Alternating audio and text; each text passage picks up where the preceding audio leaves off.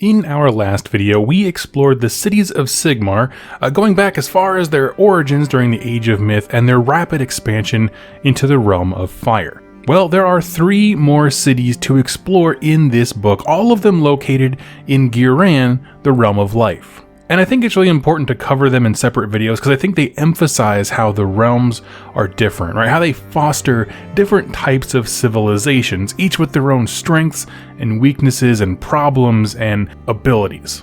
All of them having to survive and thrive in different kinds of hostile environments. Everything is kind of just described as bad and super inhospitable, and yet all of these cities across Akshi and Ghyran make a life there. And of course, to add a note on here, I say there's 3, technically there's 4, because Hammerhal Ghyran exists in Ghyran and Akshi simultaneously. But for the ease of understanding, if you're looking for the Hammerhal video, I covered it yesterday among the Akshi cities. And so today we're going to focus on the 3, the Living City, Greywater Fastness, and the Phoenician.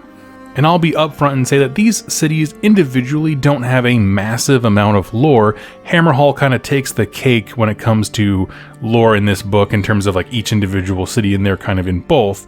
And they don't really have a ton of art. But I'll explore what's there and we'll talk about it. And so let's kick this off with the Living City. This is the big one for Ghyran. In fact, I'm going to go as far as to say it's kind of what we would understand as readers of the lore as kind of the capital of Ghyran. It's a fortified and living monument to the restored alliance between Alariel, goddess of life, and Sigmar, the god of the heavens. Also noteworthy for being the first city to be established as the Seeds of Hope. And so basically the Seeds of Hope, if you weren't around when the Realmgate War series went on and the campaign that immediately followed it, 3 cities were established during the Realmgate Wars at that time, and they acted as staging grounds for the armies of Azir to enter Ghyran and help push back the tide of predominantly Nurgle, but all Chaos forces in general. And so civilization spread from these places. The origin of the city was that Alariel, goddess of life, channeled the powers of the realm of Ghyran into a living fortress. These like tall mega trees sprouted up from the ground and rock formations grew from the earth. The city is a thing of wonder. Bending trees and boughs, Alariel forged a city among the treetops, surrounded by a living and active defense network towards the ground.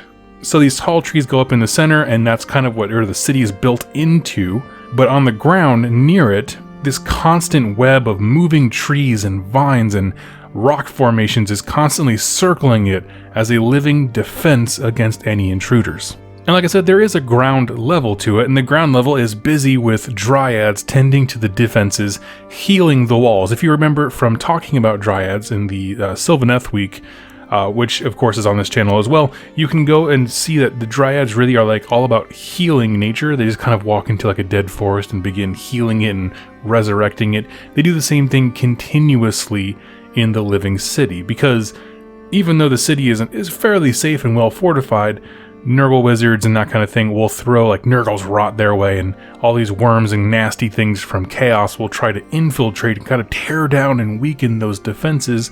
But there's enough dryads doing the healing thing on the inside to keep the city stable.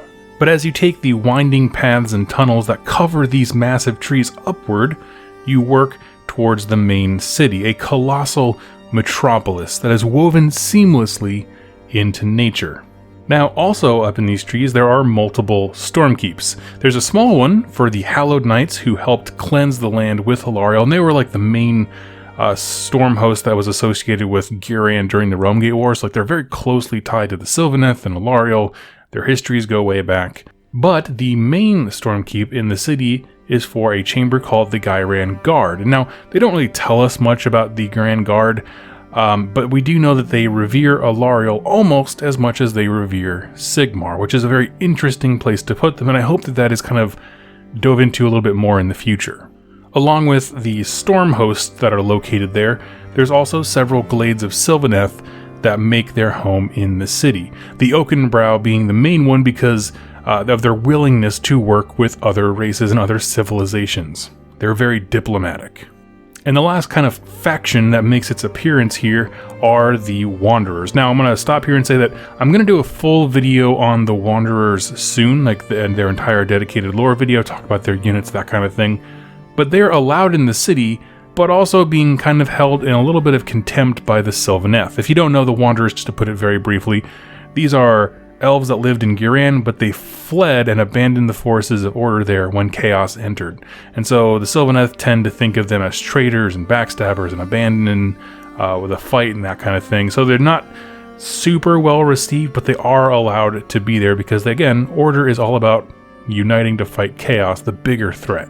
And like the rest of the cities we've talked about this week, they all add something to the overall war effort of the forces of order to kill chaos. The big export of the living city is iron oak. It's a very particular type of wood only found in Ghyran, lightweight, and when it's crafted right, it's as strong as metal. And it becomes highly coveted by many for making artifacts and weapons, things like that.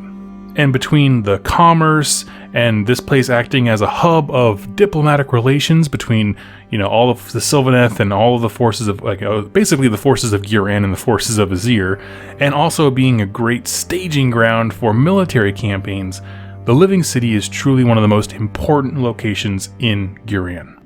And to defend it, they have a standing army known as the Viridian Shield, which is kind of what brings us more to the tabletop thing. Right? This is what is known as the kind of combined might of the Sylvaneth, the Free Guild soldiers, and the Wanderers. It's an army that focuses on the art of ambush, misdirection, and using their wit to destroy their foes. Which, if you watched my series on the Sylvaneth, is exactly how they can fight forces that are bigger than them. Hit and run tactics, using misdirection, leading and separating an opponent's army, those kinds of things, all those kind of sneaky attack ways where you never show your enemy how much actual military might you have, but you keep pulling them apart, is exactly how they win the day. And I imagine the elves of the Wanderers are amazing at that too. They strike without warning and are merciless when they go to war as a city. Now, next up is the Greywater Fastness, and this is up there among my top favorite cities in this book. I'll just spoil it right now.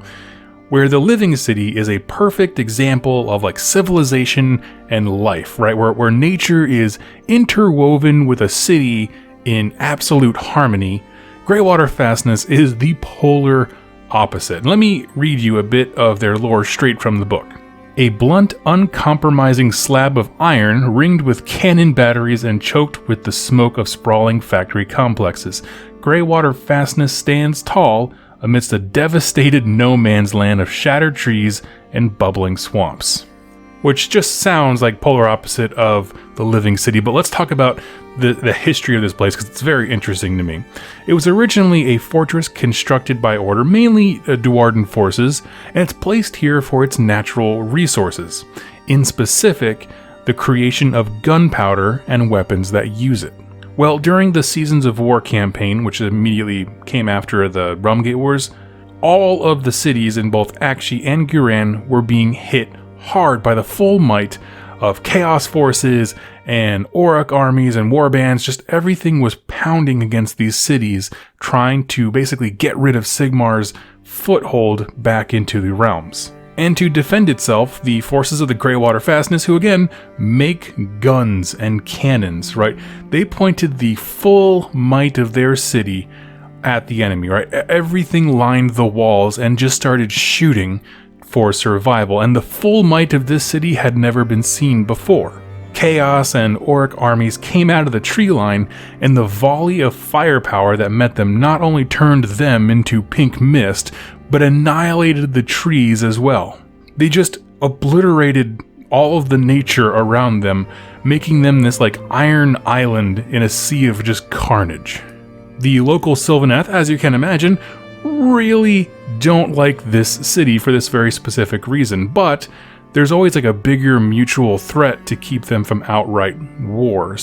But if travelers leave the well-guarded roads of the Greywater Fastness, they tend to go missing, right? And not just because of Sylvaneth who are mad and want retribution for the nature that was destroyed, but since the Necroquake, there's a whole bunch of restless dead because of all the insane amounts of murder that just happened outside this city. There's like spirits of the slain and all this stuff just mulling about, so you gotta stay on the roads.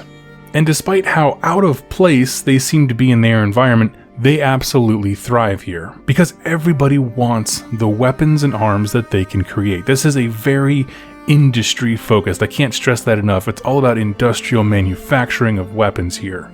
They've become masters of siege and gunpowder equipment. And this has a few kind of unintended effects on the society of Greywater Fastness. Duarden owners of these manufacturing plants have become extremely wealthy and powerful within the city.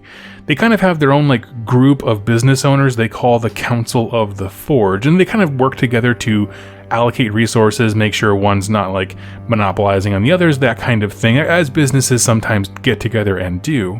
But since they own the lifeblood of the city, this business council's power has begun to exceed the actual governing body, almost like a gun-based like corporatocracy, if you will, of Greywater Fastness. And so there's this interesting balance of power within the city between appointed officials from like Azir and local government, that kind of thing, and the business owners who have the true power of the city. Now, as mentioned before and a few times here, it's a big home for Duarden, right? The dispossessed fight along free guild elements, and they focus on finely crafted armors and guns. You got gyrocopters buzzing overhead, and the Ironweld arsenal is the beating heart of the Greywater Fastness military and commerce structure. And the last city to cover today is the Phoenicium. And it's the last, and it's probably one of the stranger ones, right? Where Greywater Fastness is built for war, it's like their export and their expertise. The Phoenicium is wildly different, striving to be a place of peace, art, and education. And their story kind of goes way, way back to the Age of Myth or Chaos. It's kind of vague on exactly when it all began.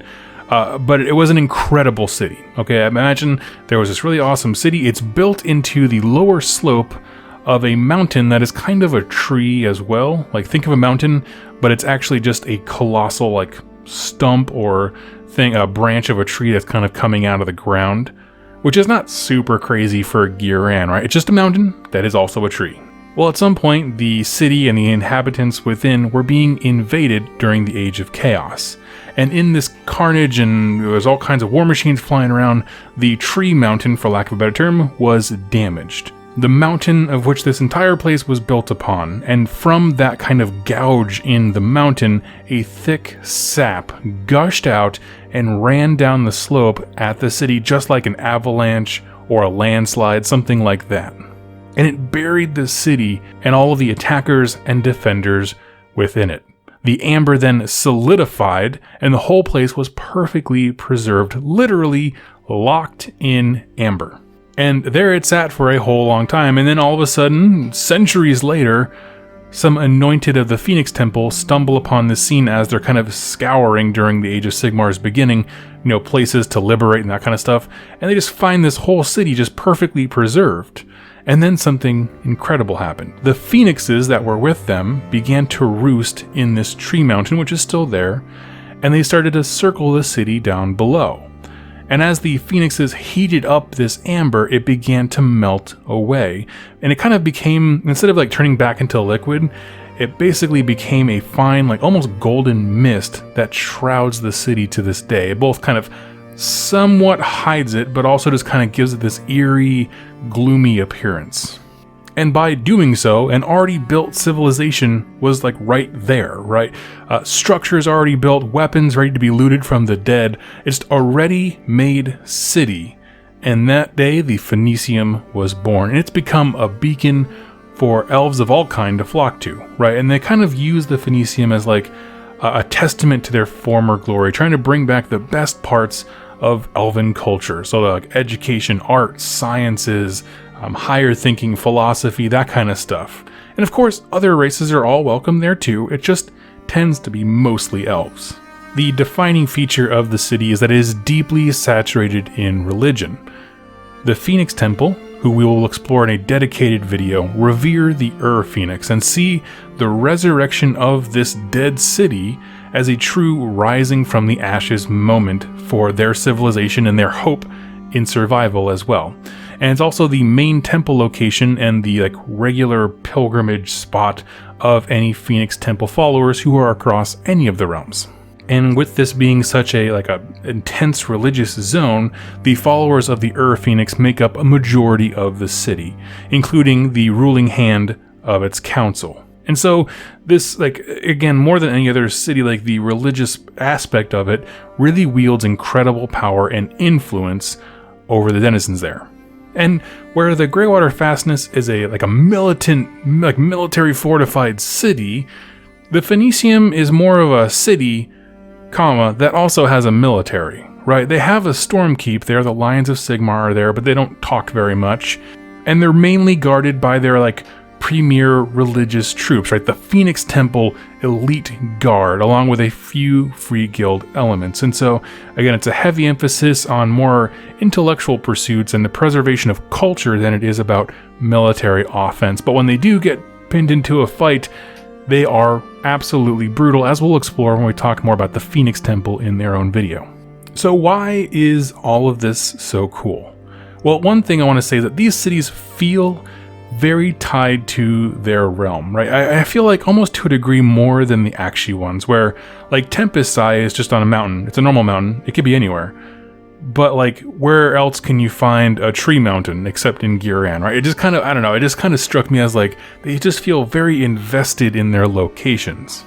I also like how they all seem to play on this theme of life and nature, right? You have the living city who's in perfect harmony with it, the Greywater Fastness who, yes, that structure could be taken to other realms, but it's perfect here with its emphasis on industry and business and destruction, compared to the life around it, or what's left of it, because they basically blew it all away, right? Stark contrast to the realm of life. And then the Phoenicium, who is kind of almost neutral to it. Its founding was integral from the realm, like the way the realm works with the sap and all that stuff, but it's not necessarily like dependent in the same way. My personal favorite of all of these cities that we just covered today is Greywater Fastness, right? Just this iron splinter in like the realm of life just sounds so funny. And when the enemies came, we blew them away with our cannons. And when they hid behind trees, we attacked the trees, and I just kind of love it. When I read the idea of like, they're just this moat of a city around, the moat of destruction around this city, I was just like, that sounds amazing. And so I just kind of fell in love with it. I thought it was so extreme, but also like very pragmatic, which is a very Duarden thing. And I fell in love. But tell me, what are your thoughts on these cities? And tell me which one is your favorite. Leave in the comments down below. We'll continue the conversation. But thank you all so much for watching this video. I look forward to seeing you next time in my Age of Sigmar lore series. Happy wargaming.